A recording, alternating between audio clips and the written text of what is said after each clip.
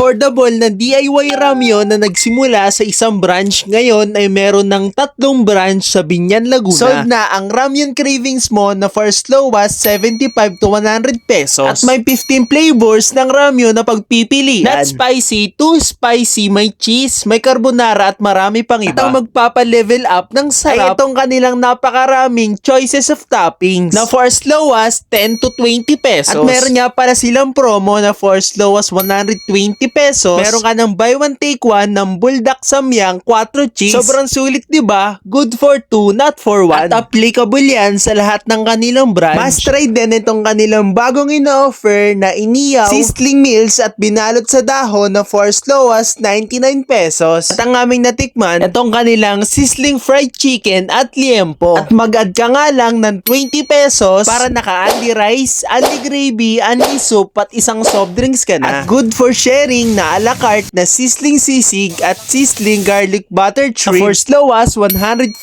pesos. Panalo sa kanin at pwede rin pulutan. Lahat ng yan ay dito nyo lang matatagpuan sa pangatlong branch ng Ramyun Jeep na may malinis at malawak na alfresco dining area na located sa Santo Tomas, South City Homes, Biñan, Laguna. Sa tapat ng Petron, Uncle John's at beside sa Alphamart. Open sila daily from 11 AM to 11 PM.